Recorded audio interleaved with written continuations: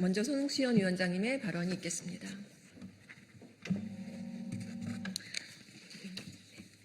교사노조 연맹 위원장으로서 이번 사태의 깊은 유감과 특단의 대책을 촉구하면서 말씀드리겠습니다. 이번 사태는 청소년 사이에 일배식 혐오 문화가 이미 뿌리 깊게 침투했음을 보여줍니다. 응원 구호에 탈을 쓴 극우적, 인권 침해적 행태입니다. 문제는 단순히 가야지, 스타벅스 가야지, 탱크데이라는 말에만 있지 않습니다. 조롱 자체도 심각한 문제이지만 이를 체계적인 집단 구호로 외쳤고 율동까지 펼쳤습니다. 체계적이고 문화적 침투입니다. 이전에도 있어 왔을 것이고 앞으로도 지속될 수 있습니다. 그냥 두고 보면 불 보듯 가속화될 것입니다. 우리 모두는 이번 사태를 국내 굴지 기업과 국내 명문고등학교와 연결하여 일어난 점을 눈여겨봐야 합니다. 더 거슬러 올라가면 리박스쿨과도 연결되어 있습니다. 1년 반 전 리박스쿨 문제는 해소된 것입니까? 묻지 않을 수 없습니다. 상황이 이러하니 학생들이 혐오 문화를 놀이로 인식하고 재현하는 참담한 결과가 초래된 것입니다. 초등학생부터 이어진 이런 놀이 문화는 현재 중고등학교까지 퍼져 있는 것이 현실입니다. 배제고는 1984년 전두환 때 세워진 3m짜리 이승만 동상이 세워져 있고 학교 도서관에는 5.18 허위 사실을 유포한 지만원의 책들을 버젓이 비치하고 있습니다. 5.18 팩트로만 증명된 북한 특수군, 새로 써야 할 5.18 역사, 21가지 5.18 광주 북한군 개입 증거 등이 그 책들입니다. 이번 사태 이후 전자도서관에는 이 책들이 삭제되었다고 합니다. 탄핵이 되고 내란이 종식된 것처럼 보이지만 전혀 그렇지 않습니다. 교실에서 교사들은 온몸으로 이를 받아내고 있는 중입니다.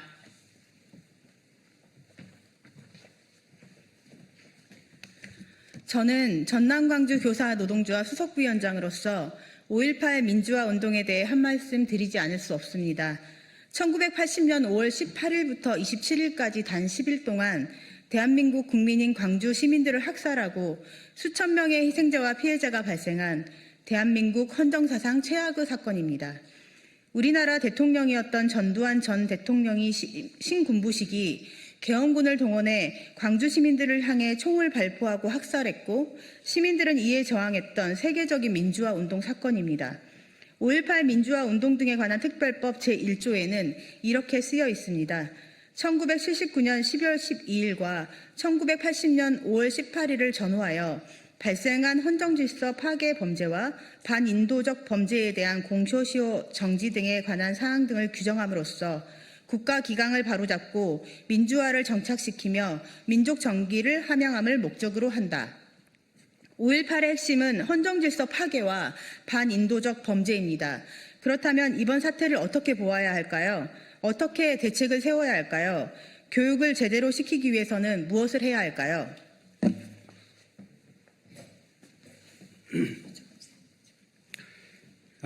이번 사태를 지켜본 교육 현장의 목소리는 무겁고 또 무겁습니다. 이번 사건이 특정 학교나 일부 학생의 일탈이 아니라 우리 교육 전반이 직면한 민주주의이자 시민 역사 교육의 위기를 드러낸 단면이기 때문입니다.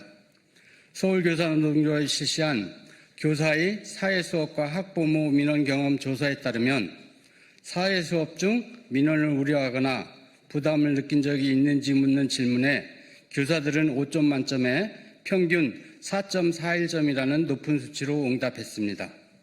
실제로 교사는 빨갱이다, 5.18은 폭동이다, 촛불 집회가 왜 민주주의냐는 발언과 요구를 학부모로부터 들었다는 교사들의 증언들도 다수 있습니다. 혐오 표현을 바로잡아야 할 교실이 오히려 정치적 갈등과 민원의 최전선이 되어버린 것입니다. 혐오가 놀이가 되고 역사가 조롱의 소재가 되는 현실을 바로잡을 책임은 학생 개개인에게만 있지 않습니다. 교사에게 정당한 생활지도권과 교육적 판단권을 보장하지 못한 우리 사회와 교육당국에 무거운 책임이 있습니다.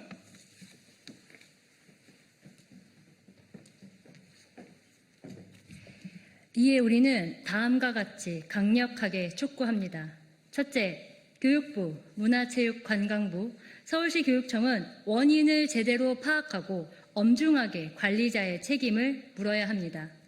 배제고 내부에서 일부 학생 선수들의 일탈이라며 꼬리 자르기를 해서는 안 됩니다. 배제고 책임자와 감독 등 지도부는 광주일고와 광주 시민들에게 직접 머리 숙여 사과하고 사퇴를 포함한 고강도 조치를 취해야 합니다. 더불어 교육부, 문화체육관광부, 서울시 교육청은 학교 책임자와 감독을 포함한 모든 지도부의 방조 여부를 철저히 조사하여 합당한 책임을 물어야 합니다. 둘째, 학교와 체육 현장의 혐오, 조롱, 차별 행위에 대한 즉각적인 제재 기준을 마련해야 합니다. 이번 사건은 학생 몇 명의 일탈이 아닙니다. 서로를 존중하기보다 상대를 조롱하고 혐오하는 사회를 만든 것은 어른들입니다. 승리를 위해 상대를 깎아내리는 문화, 이를 제지하지 않는 지도자, 모욕과 멸시를 제재하지 않는 심판, 방관하는 어른들, 그 속에서 아이들은 그것은 괜찮은 행동이라고 배웠습니다. 아이들을 비난하기 전에 먼저 어른들의 책임을 직시해야 합니다. 이와 더불어 이를 제재하고 방지할 수 있는 기준을 마련해야 합니다.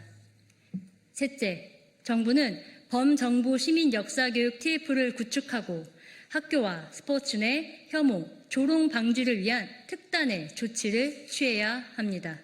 영국과 미국의 사례처럼 혐오 표현을 하는 관중과 선수의 퇴장, 영구 출입 금지 지침을 수립하고 혐오 문화의 온상이 되는 사이트와 플랫폼을 포함한 과감한 조사와 조치를 포함한 혐오 방지법 제정에도 나서야 합니다. 넷째, 교육부는 교실에서 혐오와 왜곡된 역사 인식을 바로 잡을 수 있도록 교사의 생활 지도권과 교육적 판단권을 실질적으로 보장해야 합니다. 학생들을 지도할 권한을 보장하고 부당한 민원으로부터 온전히 교사를 보호해야 합니다. 하지만 현실은 그렇지 못합니다. 학생도, 학부모도, 제도도, 정책도, 사회도 교사에게 교육적 힘을 충분히 부여하지 못하고 있습니다. 정당한 교육활동이 과도한 민원과 정치적 공격으로 위축되지 않도록 교육활동 보호 체계를 강화해야 합니다. 아울러 청소년에게 확산되는 혐오 콘텐츠와 허위정보, 알고리즘 기반 극단화 현상에 대해 범사회적 대응 방안도 현장의 교사들과 함께 만들어 갈 때입니다. 그래야 교육적으로도 역사적으로도 의미 있는 진전이 있을 것입니다.